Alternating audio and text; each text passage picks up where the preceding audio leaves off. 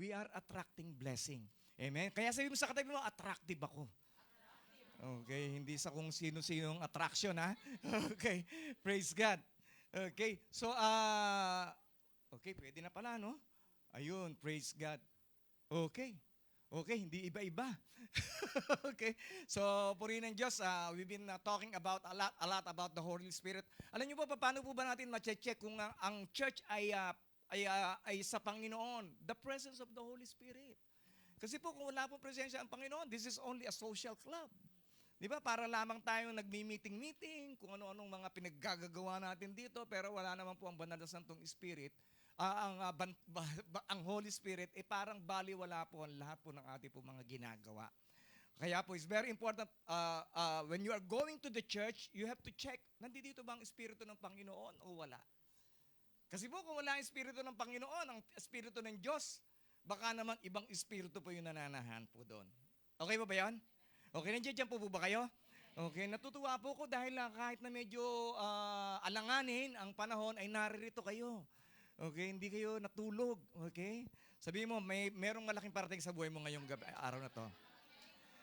Okay, praise God. Okay, so we've been talking about the Holy Spirit. Ano po? Alam niyo ba, meron po akong gustong quote ni Jim Rohn. Isa po siya isa ko favorite na speaker. What you lose, you lose. What you don't use, you lose. Pagka meron kang mga bagay na hindi ginagamit, ito'y mawawala. Okay? Kaya sabi po niya, whatever you don't use, you lose. It's a law. Tama po. Tama? Parang wala akong kausap dito, ha. Okay. Mabuti na lang, meron akong Adrian na naririto. Kung hindi, walang sweldo yan. Praise God. So, ganun din po, ang anumang bagay, ang kamay mo nga, itali mo nga yan, hindi mo ba? Pag tagal-tagal yan, hindi mo na mapapakinabangan yan. Di ba ba, ang isip mo, hindi mo paganahin yan, puro Facebook na lang pinaggagawa mo, hindi ka na nag-iisip na responsibility, hindi ka na nagpaplano, mawawalan ng saysay ang pag-iisip mo. Di ba? Kaya sabi mo sa katabi mo, bawasan mo yung Facebook mo. Okay? Okay, so if you tie your arm to your body, leave it there long enough, you'll never use it again. Di mo na magagamit. Di ba? Kaya po tayo, patuloy tayo binibigyan ng gifts ng Panginoon para gamitin po natin. Kung binigyan ka ng magandang tinig, gamitin mo. Kung hindi naman, wag mo nang gamitin. Di ba? Okay, baka naman nasa iba yung giftings mo. Tama ba? Baka naman nasa dancing.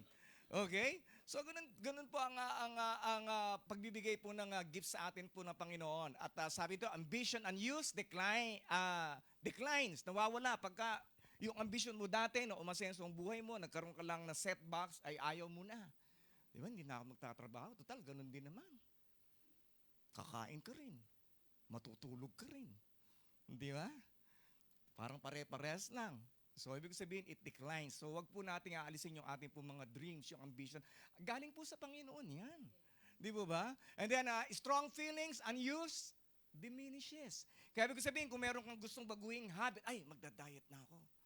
Di ba? So, ibig sabihin, gawin mo na kaagad-agad. Huwag yung sabihin mo, ay, bukas na lang. Okay, may nag-iimbita sa akin. Okay, sa Jollibee. Okay, pagkatapos, and then, faith unused decreases. Pagka yung pananampalataya po natin, hindi po natin ginagamit, ay mawawalan po ng saysay. Okay, ano po yung pananampalataya? Pananampalataya ng Panginoon na pagagaling niya tayo pagka meron tayong sakit at karamdaman, pananampalataya sa Panginoon na tayo ibibigyan niya ng kalakasan, pananampalataya sa Panginoon na ibisusupply niya lahat ng ating po mga pangangailangan, pananampalataya sa Panginoon na pagka tayo medyo naguguluhan, siya magbibigay ng kapayapaan sa atin. Pagka ikaw ay nalulungkot, siya magbibigay ng kagalakan sa iyo. Amen? Yun po yung pananampalataya na nais ng Panginoon na makita po sa atin. Kaya wag po nating sasayangin. Okay? And then faith cometh by hearing and hearing the word of God. Kaya po natutuwa po ako dahil naririto ka, talagang nag-commit ka na that every Sunday, you have to be in the church. Amen? Kinakailangan ko patatagin ang aking pananampalataya. Amen? And then energy unused decreases. Kung yung lakas mo hindi mo ginagamit, unti-unti manghihina ka. Tama? Palagi ka nakaupo. Alam niyo po, meron po kaming kapitbahay noon sa sa isa sa tinirhan po namin. Ang trabaho po niya, siya po ay nagbebenta po ng Mark 6. Alam niyo ba yung Mark 6? Uy, ayaw pong umamin. Yung Mark 6, yung parang loto. Okay, yun na loto yun. Parang sweepstakes. Yung ano. And then, ang trabaho po niya, nakaupo lang po siya doon. Maghapon siya nakaupo. Maghapon siya nakaupo. So, ibig sabihin yung lower leg niya, hindi niya po nagagamit. Nakaupo lang siya. So, matagal ko na po siya hindi nakita. And then, nung bumisita ako doon, nakita ko siya, meron na po siyang higaan doon sa likuran niya kasi may sakit na po siya. At ang katawan po niya, ang laki po ng kanya pong upper body, pero yung lower body po niya, payat na payat. Okay? Kaya sabihin mo sa katabi mo, kaya ikaw, wag kang upo ng upo. Okay? Kinakailangan tumatayo po tayo. Okay? Praise God. Ginagamit po natin ang lahat ng atin pong katawan.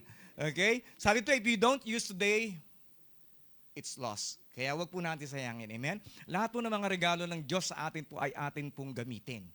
Okay? Praise God. Alam niyo ba, pagka napapagod ka, ibig sabihin nag-i-increase ang power mo. Pagka pinadadaan ka ng Panginoon sa mga bagyo ng buhay, ibig sabihin pinalalaki ng Panginoon ang pananampalataya mo. Amen? Kaya pagka wala kang pera, ibig sabihin, parahon na para ikaw ay manalangin. Di ba? Hindi yung wala ka nang pera. Reklamo ka ba na reklamo? Hanap ka ng mautang. Sino kayo mautang ko ngayon? Amen? Praise God. Okay. And then sabi dito, life is like a boxing match. Defeat is declared not when you fall, but when you refuse to stand again. Amen?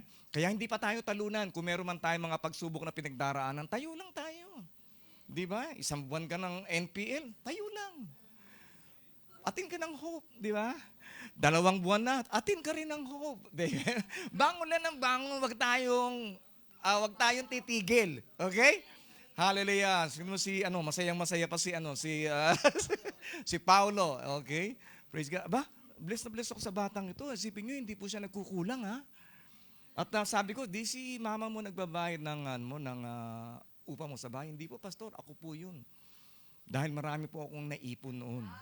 Amen? Glory to God. Amen. Palakpak po natin ng Panginoon. So dapat po ganun po yung atin po maging attitude. Meron po tayong ant mentality. Ano po yung ant? Yung langgam. Meron po tayong mentality ng langgam na kung saan habang summer, ipon tayo ng ipon, trabaho tayo ng trabaho. Di ba? Di ba yung langgam, kahit na harangan mo yan, di ba, iiwas lang sa'yo. Ganun din dapat ang ating maging ugali. Hindi yung nawalan ka lang ng trabaho, di ka nakikilos. No. Marami pong paraan ng Panginoon. Amen? And then, praise God. And when you are good person, you don't lose people, they lose you. Okay? Kanina po, yung loose arm, di ba? So, ganoon din po. Pagka meron mga kaibigan ka na nawawala na, hindi ka na hinahanap. Okay, magpasalamat ka. Okay, baka hindi sila talagang para maging kaibigan mo. Okay, hindi sila para sa'yo. Okay. Di po ba? Kaya pagka nawala sila, praise God, hindi naman sila yung, hindi naman ikaw yung talunan. Sila yung talunan. Di ba? Talo sila dahil nawala sila sa buhay mo. Di ba? Panalo ka dahil nawala na sila sa buhay mo. Praise God. Okay, praise God. So, spiritual gifts are given for our unity and not our division. Tandaan po natin palagi mga kapatid, lahat po ng mga gifts na ipinagkakaloob po sa atin ng Panginoon, aside from the talents, aside from other, yung mga abilidad na pinagkaloob niya po sa atin, ito po ay para sa atin pong unity. Okay? Hindi para sarili lang po natin to. We are blessed to become a blessing. Kaya yung gifts po natin, ay yun para po sa kapakinabangan ng ibang mga tao, sa ibang mga kapatiran, para po ma-edify ang body of Christ. Okay? Sa Ephesians chapter 4, verse 7, however, He has given each one of us a special gift. Tama ba? Mali kasi doon eh. Okay. However, He has given each one of us a special gift through the generosity of Christ. Sabihin po natin, Christ is generous. Christ is generous. Okay, generous po ang ating pong Panginoon. Hindi po siya kuripot. Okay? Kaya dapat po tayo, hindi rin po tayo kuripot. Okay, sabihin mo nga sa katabi mo, dati yun, pero ngayon hindi na. Okay, mamaya, pakakainin kita. Okay, praise the Lord. And then sabi dito, each one of us a special gift. Binigyan po tayo ng regalo po ng Panginoon. Tandaan po natin palagi mga kapatid, special gifts or rather spiritual gift, it is different from material gift. Iba po siya doon sa binigyan ka lamang ng regalo. Binigyan ka ng bulaklak, di ba? Ilang araw lang, lanta na yan. Di ba? Binigyan ka ng tsokolate. Okay. Isang oras lang, ubus na yan. Di ba? Wala pang, bigla-bigla, inubos mo na, di po ba? So, pero ang regalo po ng Diyos, binigyan ka ng cellphone, binigyan ka ng kung ano-ano mga bagay, nalalaos po yan, naluluma. Pero ang regalo po ng Diyos, habang ginagamit po natin, lalo po siyang gumaganda. Amen? Kaya po hindi po natin dapat itinatabi yung ating pong mga giftings, yung ating pong mga, ang regalo po ng ating pong Diyos sa ating pong buhay. Okay? And then the Holy Spirit has given each and every one of us gifts for the edification of the body of Christ. Palagi po nating isipin, palagi po natin tandaan para yon sa ating pong church, para magamit. Okay? Hindi lamang po yon para nagkaraoke ka, para tumaas lang score mo sa karaoke. Okay? Kumakanta ka. Okay? Praise God. Okay, praise the Lord. Okay. And then next verse 4, that is why the scripture says, when he ascended to the heights, he led a crowd of captives and gave gifts to his people. Okay? Ang Diyos po, hindi lamang pong isang regalo binibigay po niya. Sabi dito, gifts, di ba ba? Ano po kasi namin pong gifts? Ibig po sabihin, hindi lang isa, kundi marami. Kaya sabi ko sa katabi mo, marami ka palang gifts, kapatid. Okay, wag po nating itatago yung ating pong mga regalo. Binigyan ka ng cellphone, hindi mo man lang na-recharge. Hindi mo nagamit. Di ba? Binigyan ka ng iPhone 5. Ngayon, iPhone 11 na. Di ba? So, ibig sabihin, wala pong silbi pagka binigyan po tayo ng regalo at hindi naman po natin ginagamit. Okay? Kaya napakahalaga na palagi po nating hanapin. Alam niyo po, hindi lamang po kumakanta ka, meron ka pa ibang giftings. Okay? Tulad ko, dati kumakanta ako. Okay?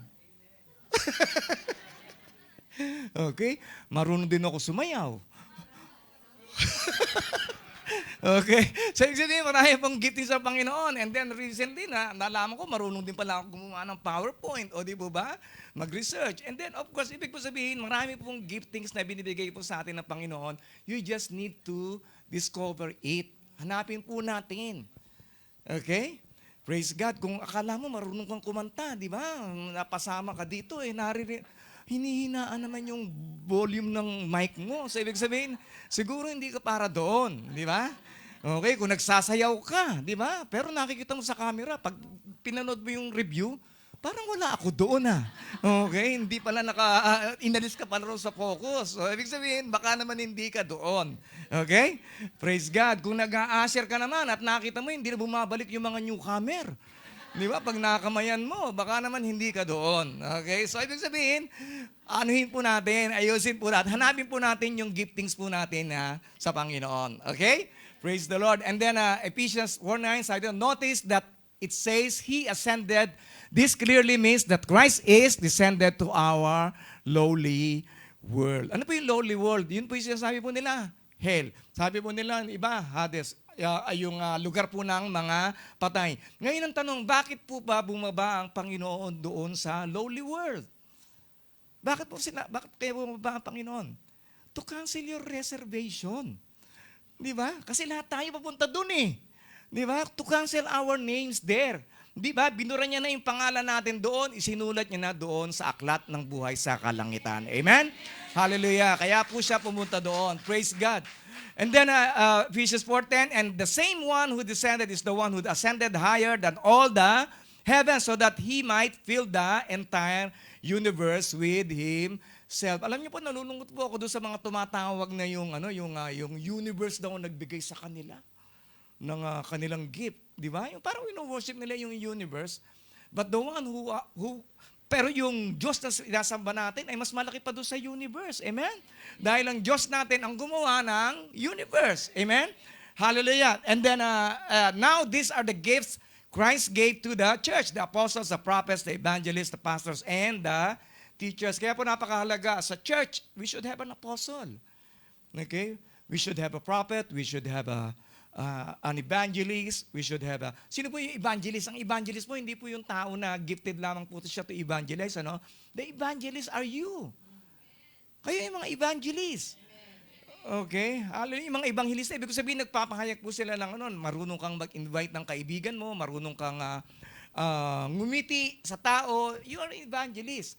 Kaya po nating gawin na magparami ng mga anak, palawakin pa ang gawain ng Panginoon sa pamamagitan mo. Okay? Sabi mo nga sa katabi mo, you are an evangelist pala.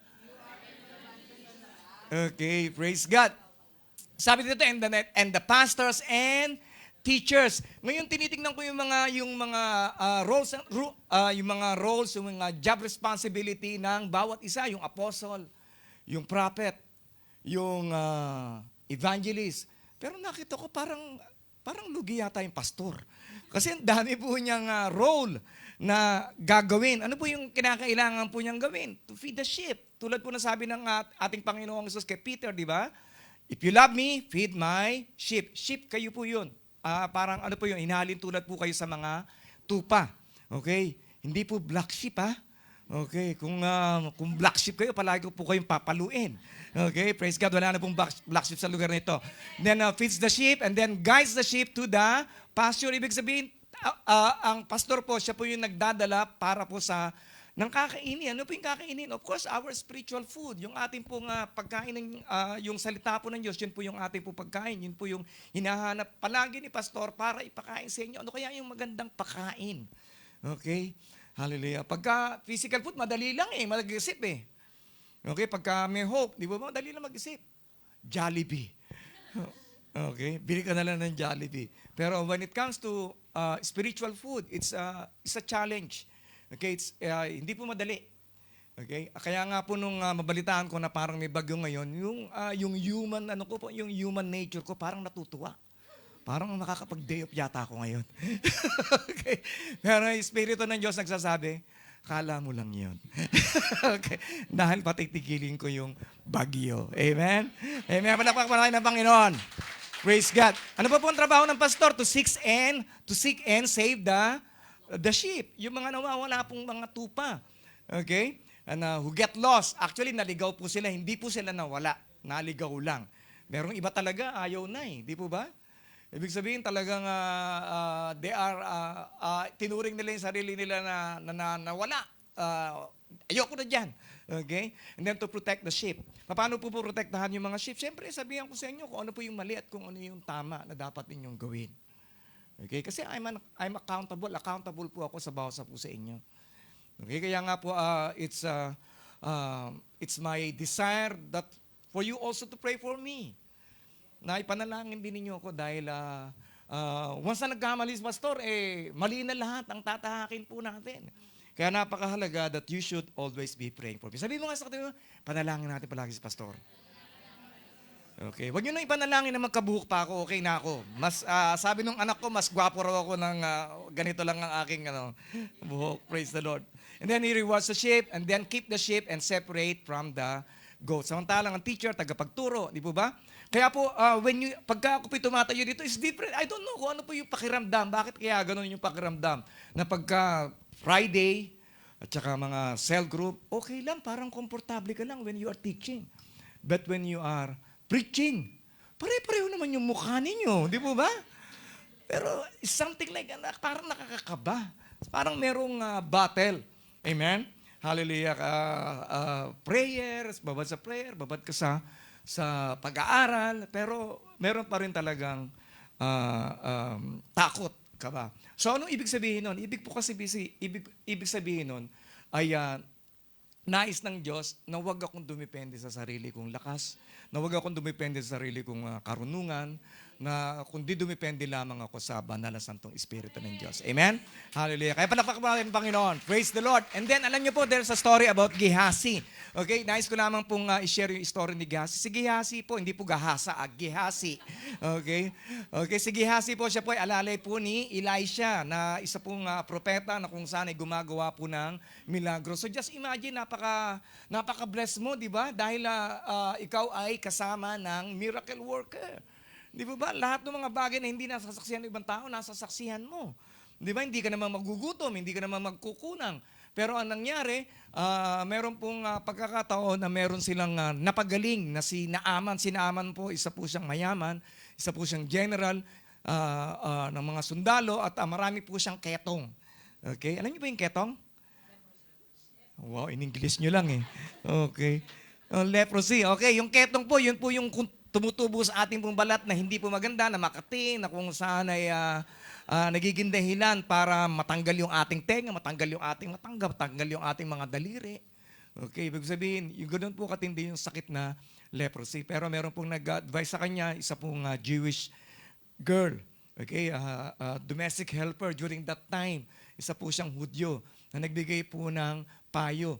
Kaya Naaman, na hanapin mo yung propetang ito at siya lamang yung makapagpapagaling sa iyo. Sa madaling salita, pinuntahan niya yung propeta, si Elisha, at pagkatapos ay pumunta sa bahay niya, at si Elisha hindi man lamang lumabas ng kanyang bahay. Okay? Talagang nagpa-proxy pa na sabihin mo sa kanya, lumubog siya doon sa lugar sa Jordan River. Yung Jordan River, hindi naman po napakalinis. Hindi naman po yun mukhang Boracay na talagang white sand, blue ang kulay ng tubig. Di ba sa Jordan, ano? Okay, praise God. Punta kami doon puro lumot. Okay. Napapatays kami doon, napakalamig pa. Okay, just imagine, winter, 2 degrees. Okay, ang lamig. Si Apostol muna yung nauna at mabuti na lang, sandali lang ako. Akong inuna niya, mabuti na lang akong unang-una. Okay, at lumubog ako. Tapos papaalis na ako. Pastor, dito ka muna. Okay, i-assist mo ako. Okay, praise God. So, in-assist ko po siya. 12 po yata yung, mga 12, no? 12 yung aming pong binaptize. Okay, kaya pagkatapos po, parang hindi na ako makalakad. Okay, dahil naninigas na yung aking mga binti. Okay, sa sobrang lamig. Okay, so ganun po, si Gehazi po, sa madalit salita, si Naaman, lumubog siya 7 beses para gumaling yung kanyang karamdaman, yung kanyang ketong. Talagang naging kutis na parang baby, yung kanyang balat noong ikapitong ahon niya. Okay, praise the Lord. Okay, bakit? Okay, parang yung mga kutis ninyo, di ba? Kutis na parang baby elephant. Okay, praise God. And then, praise God, naging kutis baby po siya. At sabi po niya sabi po ni Naaman kay Elisha, ano ba yung po pwede kong maibigay sa iyo bilang ganti sa ginawa mong pagpapagaling sa akin? Okay, sabi ni Elisha, di mo na kailangan akong bayaran. Okay, sige Hasi, nagulat sabi niya, may tupak yata itong ko nagbibigay na nga ng pera, nagbibigay na nga ng mga gamit, di ba? Tapos ayaw pang tanggapin. Di ba? So, nangyari, naggawa siya ng plano. Sabi niya, mamaya hahabulin ko to. Di ba? So, ganun ang kanyang ginawa. Hinabol nga niya. Nung medyo malayo-layo na, sinabi niya, nais ko lang sanang humingi ng konting damit. Okay, yung Gucci at saka yung mga Prada. Well, anyway, sale naman ngayon Okay? So, yun ang kanyang hiningi. Humingi siya ng mga gold and silver, mga pera. Talagang napakarami po niyang hiningi. Sabi niya, at pag-uwi niya, ayun, kala niya makakalusot siya kay Elijah. Sabi ni Elijah, nabasahin ko na lang, kay Elisha pala. But Elisha asked him, don't you realize that I was there in spirit? Espiritu ng Diyos. Wala po tayo may tatago sa Espiritu ng Diyos And then when Naaman stepped down from his chariot to meet you, is this the time to receive money and clothing, olive groves and vineyards, sheep and cattle, and male and female servant? Sabi niya dito. Sabi niya, alam mo ba na yung sakit ni Naaman, yung ketong niya sa iyo mapupunta? Amen. Kaya po, it's very important for us na when we are equipped with the gifts coming from the Holy Spirit, kinakailangan gamitin natin in the right way. Okay? Kaya sabihin sa katabi mo, gamitin mo ng maayos, kapatid. Okay. And then Ephesians 4:12, their responsibility is to equip God's people to do His work. Ito po yung trabaho po natin. Ano po? To equip our responsibility. Sabay po natin basahin. Our responsibility is to equip God's people to do His work and build up the church, the body of Christ. Yan po yung ating po responsibilidad. Kaya kung hinahanap niyo pa po kung ano ba yung gagawin ko bilang isang Kristiyano. Okay? Kala lang po natin, okay na po yung taas-taas ng kamay, pa-worship, pa-giving. Meron po tayong responsibilidad. Ang responsibilidad po ng bawat isa po sa atin ay patuloy po nating palakihin ang gawain ng Diyos dito sa mundong ito. Okay? Kaya po meron po tayong tatrabahuhin. The body of Christ. And then, and this will continue. Sabay-sabay po natin basahin. This will continue until we all come to such unity in our faith and knowledge of God's Son, that we will be mature in the Lord, measuring up to the full and complete standard of Christ. So, ibig sabihin, nasa ending na po ba tayo? Wala pa. Sabi ito, this will continue. Ito ay magpapatuloy. Wala pong hintuan ito. Okay?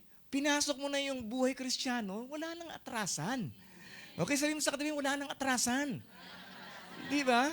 Okay, kaya po patuloy po nating inaaral ang ating pong, sino ba talaga si Jesus sa aking buong buhay? Siya ba ay aking tinatawagan lang pag may kailangan ako? Siya ba'y akin tinatawagan lang pag may sakit ako? Siya ba'y tinatawagan ko lang pag ako'y NPL? Di ba? O baka naman kabaligtaran, ikaw ay mas lalo pa nagagalit sa Diyos pagka nangyayari sa mga bagay na yun. Should not. Di ba?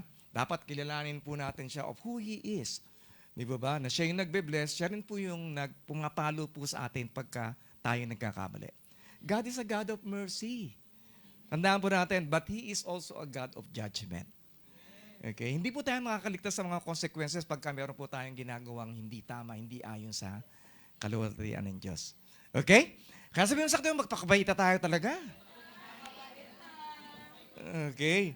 Then we will no longer be immature like children. Okay, sabihin mo sa katabi mo, hindi ka na bata.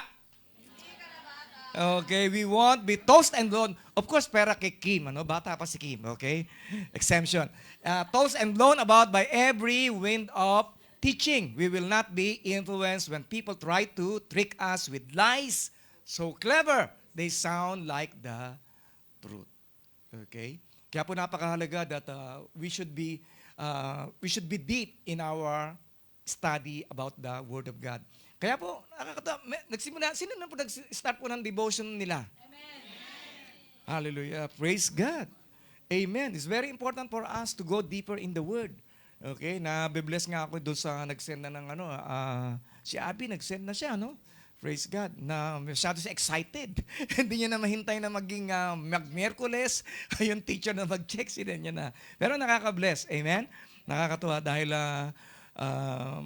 talagang meron to po siyang heart na talagang mag-devote ng panahon sa ating po Panginoon. So ngayon ang tanong po ay what are the marks of immaturity? Ano po ba yung mga immaturity po natin? Pride. Di ba? Until now, hindi ka pa rin marunong makiusap. Di ba? Hindi ka marunong pasalamat. May mga nangingiti.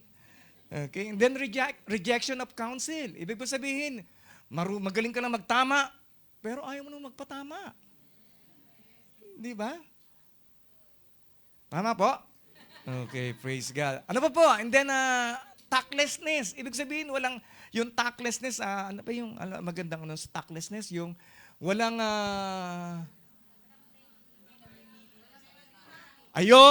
hindi ka namimili ng sasabihin mo. Di ba? Kung ano na lang yung lumabas sa bibig, walang pasintabi. Di ba? Tactless person, kung ano na lang yung maisip mo, popost mo na kagad. Di ba? Kailangan pinifilter muna natin yung ating pong pinopost, pinifilter muna natin yung lahat po ng ating pong sinasabi. Di ba? Kasi po, pag yung mga bagay na pagka nasabi mo na yan, na-post mo na yan, may nasaktan ka na, di ba? Wala ka na magagawa. Ano yung bibilan mo ng Band-Aid? Sige, lagyan mo ng yung sugat na nagawa ko. Okay? Praise God. Bilan mo ng candy?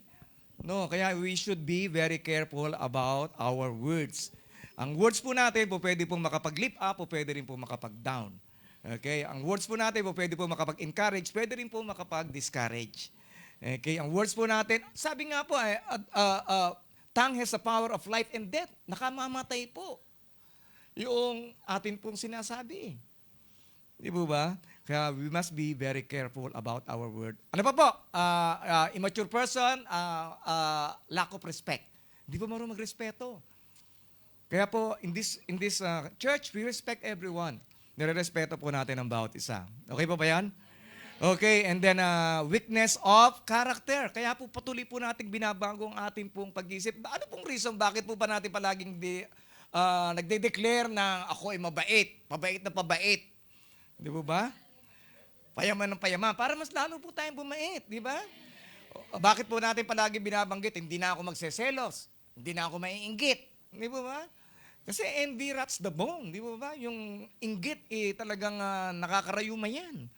Okay? It rots the bone. And then, ano pa po? Foolishness. Kaya bawasan na po natin yung ating po mga kalokohan. Okay. Lack of understanding, lack of self-control, and disgrace and waste yung ating po pagsasayang. Okay? And then, next verse po. Instead, we will speak the truth in love, growing in every way more and more. Paano i-speak the truth in love? Alam niyo po, minsan po kasi we can be plastic at times. Diba? Nakangiti ka, pero, hey. Diba? Pwede naman, di ba? Pwede naman nakangiti ka, pero sa loob mo, baliwala naman sa iyo yun. Po? Pwede ka naman din mag-pray, pero ano naman, without sincerity. Di ba? Para lang sige, pag-pray ko na nga ito. Di ba? Tama po? Okay, nakatingin si pastor eh. Kaya pag-pray ko na to. We can be insincere, di ba? Ano po yung pwede naman yan, nakaupo ka pero nakatingin ka sa akin, pero tutulog ka na pala sa inside mo. Tama? Hindi ka naman pala nakikinig. Nakatingin ka lang. Di ba? Ibig sabihin, we have to speak the truth in love. Yung katotohanan. Kaya nga po is part of my prayer, Lord, give me a sincere heart. Gusto ko ng puso na sincere. Hindi yung nagpipreach ako dito, pagkatapos hindi ko naman ginagawa. Kaya po, it's not easy to become a Christian, but with the Holy Spirit, we can do everything. Amen? Kaya po, we pray for sincerity. Okay. Kaya po, and then, speak the truth in love, growing in every way more and more like Christ. Second purpose po natin, to become more like Christ. Okay? Hindi yung maging kamukha natin yung mga Korean actor. Di ba? Pagka nagkapera ako, gagayahin ko yung ilong niya. Di ba? Amen? Okay, so progress in Christian life should be expected. Believers are to strive to progress for their Christian lives. Dapat ay nagpupursige po talaga tayo para tayo yung mag-grow. Okay? With our own strength, we cannot. But with the Holy Spirit, we can. Kaya po natin. Kaya we keep on inviting Him. Siya na palaging maging kasama po natin. And then progress in the Christian life brings assurance. Nakakasiguro po tayo that whatever happens, what happens? Di ba? Makakarating tayo doon sa lugar na nais ng Panginoon na marating po natin. Okay? Kanina, lakas ng ugong, umuhuni. Narinig niyo po ba yan? O narinig niyo lang huni nung katabi ninyo dahil lakas ng hilik. Okay? Umuhuni po yung sabi ko, ano ba to? Parang trumpet na yata ni Lord ito okay. Ang tagal po kasi umuhuni po eh. Umuhuni yung nasa 26th floor kami at malakas habang nagdadagdag pa ako ng content sa aking preaching. Talagang minsan nakakatakot, di po ba? With all the things that is happening right now. But we can rest assured that as long as we are in Christ, wala pong mangyayari sa atin. Amen? And then the church, of course, is expected to progress. Dapat nagpo-progreso po tayo. Kaya nga po, we start our devotion. Okay? Sabi ko nga kay Sister Estela kanina, yung devotion mo, ginawa-gawa mo ba? Okay? Okay, sabi niyo, nilagay ko na sa ibabaw ng lamesa mo. Okay? Praise God. Okay? And then He makes the whole body fit together perfectly as each part does its own special work. It helps the other parts grow so that the whole body is healthy and growing and full of love. Meron po kayong magagawa na hindi ko pang magagawa. Ganun din ako, meron kayong hindi magagawa na magagawa ko. So, ibig sabihin, hindi naman po lahat ng mga bagay ay magagawa ng pastor ninyo at hindi rin naman lahat ng magagawa ninyo ay magagawa nyo lamang sa sarili ninyo. Kaya we need to help one another. Kinakailangan po natin ang bawat isa. Okay?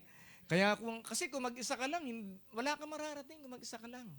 Darating ka doon sa lugar na kung saan ay nainip ka na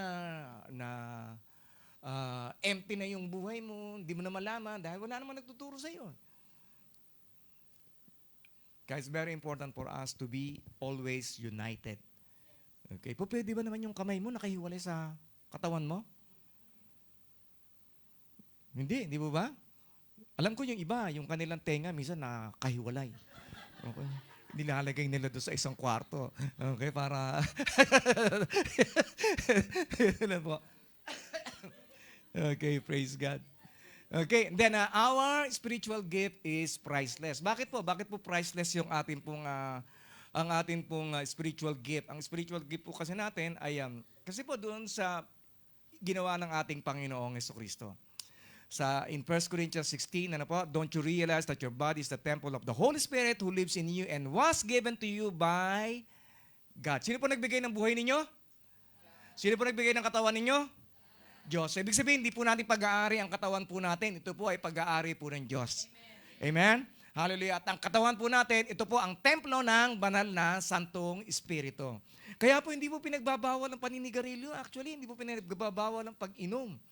Ano po pinagbabawal? Ang pagsira sa templo ng Diyos. Amen? Kaya po, ingatan po natin, templo po ng Diyos yan eh. Tama? Kaya ingatan po natin. And then, who lives in you and was given to you by God. You do not belong to yourself, for God bought you with a high price. Binili ka ng Diyos, napakamahal. Hindi ng ginto, hindi ng pilak, kundi ng banal na dugo ng ating Panginoong Jesucristo. So you must honor God with your body. Sabi mo sa katabi mo, you must honor God with your body. Okay. Alam niyo po, meron pong kaaway. Meron pong tayong kaaway. Ano po yun? Alienation and separation, yung paghihiwalay. Sino po yung gumagawa nito? Ang kaaway, ang demonyo. Ang unang trabaho po ng demonyo ay hiwalay po tayo sa Diyos. Kaya minsan mayroong mga dumarating na mga setback sa ating pong buhay. Minsan di po galing po sa Diyos yun. Inalaw po ng Diyos yun just to test us kung tayo tatawag po sa Kanya. Kaya hindi po solusyon na tayo ay lalayo pagka may problema ka. Ba't pag may problema ka, lumayo ka, magkakaroon ng solusyon? Di ba? Karunungan ba yun? Hindi. Tama. Kailangan nga pag may problema ka, mas lalo ka lumapit sa Diyos. Dahil siya yung makapagbibigay ng solusyon sa problema mo. Di ba? Tama po? Okay, and then is the energy... Alienation separates the energy and tendency that tries to shut God and others out of person's life. So ano nagiging resulta nito pagka napahiwalay na tayo sa Diyos? Kakaroon po tayo ng emptiness. Di ba? Di mo na malaman bakit ka malungkot. Kumakain ka naman ng 4 na beses isang araw. Nakakasampung oras ka naman ng tulog. May sapman ka naman sa wallet mo. Okay. Praise God. So, and then, ano pa po? Ano pang kaaway? Sin and death, yung kasalanan at kamatayan. It will snap away all the meaning of men. Ayun ang kukunin ng kaaway sa atin. Okay? Praise God. Kaya wag po tayong lalayo sa ating pong Panginoon. And then the Holy Spirit, keep on inviting Him. Okay? And then ano pa po? And He said to them all, if any man will come after me, let him deny himself and take up his cross daily and follow me. Kaya napakahalaga that we should always follow God. Everything would be easy as long as the Holy Spirit is with us. Okay? Sabi mo nga sabi, madali lang pala. Okay? As long as the Spirit is with us. Alam niyo po, bakit po kaya tinawag tayo ng Panginoon na servant? Bakit po? Kasi po mas madali pong i-maintain yung servant status. Kaysa yung businessman status o entrepreneur status. Okay? Bakit po? Kasi po, ano yun po, meron po akong during this pandemic, marami po nagme-maintain na lang ng kanila pong mga businesses. I just heard, meron pong isang businessman, 400,000 na po yung kanyang inilalabas. Para po, ma-maintain niya lang yung kanyang businessman status. Di ba ba? Kasi po, nakakahiya eh. Di ba? Kung sabihin, ay, di ba ba? But if you are having that servant status, wala kang i-maintain. Di ba? Servant ako eh, di ba? Ang tangi lamang po natin i-maintain yung pagsunod sa ating pong Diyos. Amen? Because He is our Master. Amen? Mas madali pong i-maintain yung servant status. Okay ba yan? Okay, praise the Lord. And then our spiritual gift is Christ-centered or should be Christ-centered para lamang sa kaluwalhatian ng ating Panginoong Jesucristo. Hindi po para sa atin ito, kinakailangan nakasentro po palagi tayo sa ating pong Panginoong Jesucristo. Okay? And then our spiritual gift has threefold purpose. Meron po siyang tatlong layunin. Ano po yun? Unang-una sa lahat, yung immediate purpose. Ano po yung immediate purpose? To equip others. Okay? Kung naglilid ka ng singer, siyempre, tuturuan mo rin yung ibang mga singers na maging, one day, maging worship leader din sila. Di ba? Me, as a pastor, ang nais ko, one day, maging pastor din kayo, maging tagapagturo din kayo ng salita ng Diyos. Di ba? Yung iba, nakayuko na lang. Okay? Okay, praise God. Hindi po ba? Ibig sabihin, kasi po, hindi po tayo bubuhay forever. Pero ang gawain po ng Diyos, kinakailangan nagpapatuloy. Meron pong relay ito, para tayo nasa relay race. Pagkatapos ko, iba naman. Hindi po natin po pwedeng angkinin yung ating pong ministry para lamang sa sarili po nating kaluwalhatian. Para ito sa kaluwalhatian po ng Panginoon. And then number 2 po is eternal purpose. Wag po natin kalimutan mga kapatid. Eternity. Okay? We will not live here forever. Eternal.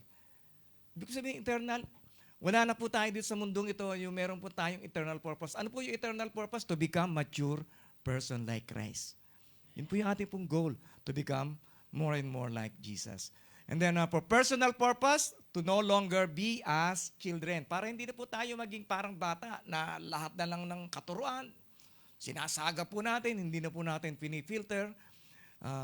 And then to grow up in all things. Ibig sabihin, lumago po tayo sa pananampalataya, lumago po tayo sa pananalangin, lumago po tayo sa pagbabasa ng salita ng Diyos, lumago po tayo sa pag-i-invite ng mga tao para mapuno ang ating pong gawain, lumago po tayo sa tech, lumago po tayo sa pagkanta, lumago po tayo sa pagtugtog, lumago po tayo sa pagkakamay. Okay? Alam niyo po, meron po epekto yung pagkakamay. Alam niyo po ba yun? Di ba? Kung nandiyan ka, usher ka, para kang bilasang isda yung kamay mo, di ba? Wala kang kabuhay-buhay. Kailangan merong konting grief.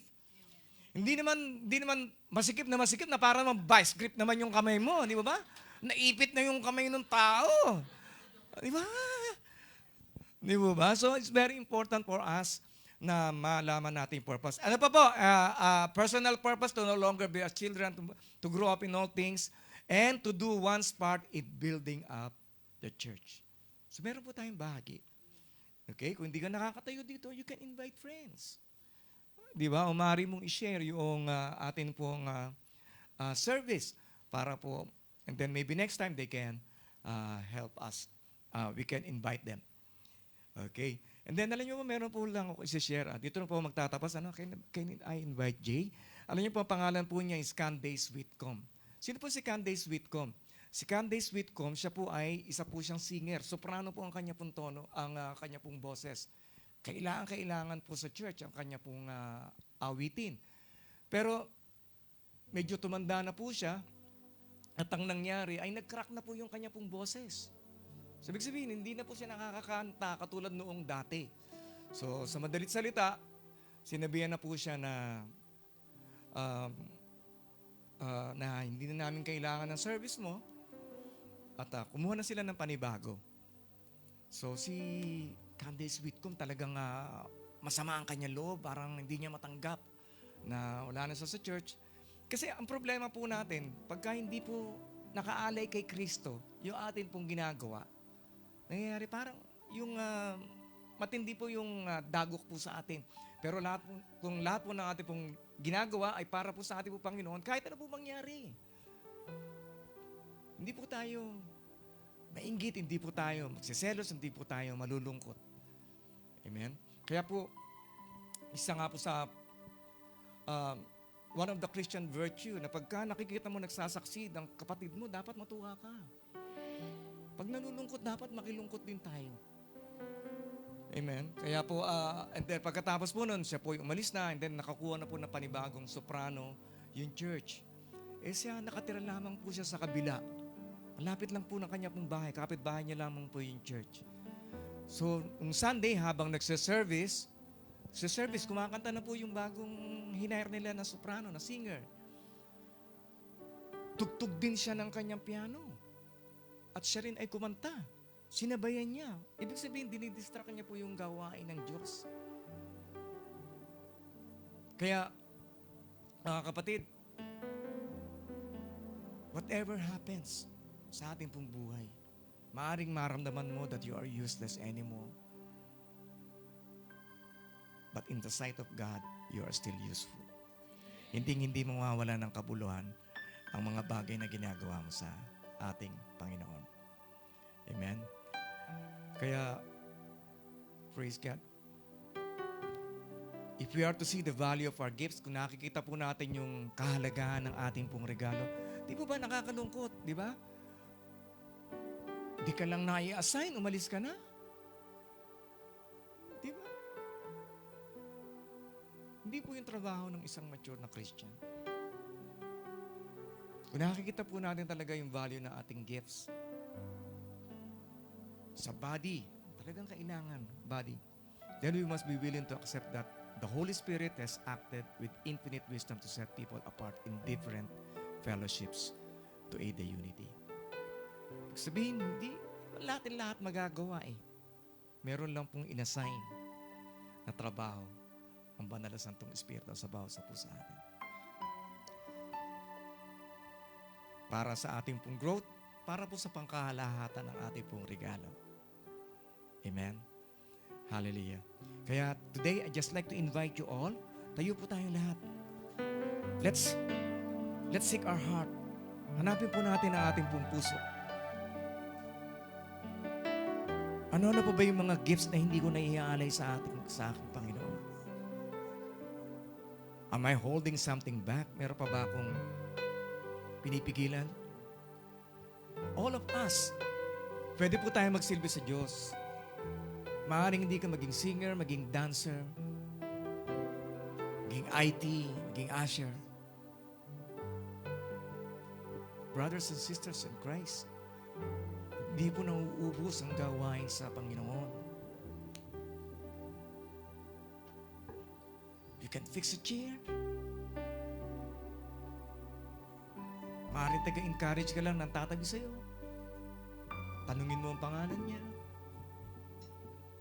Aside from that, you should never stop inviting more and more people to come into His church.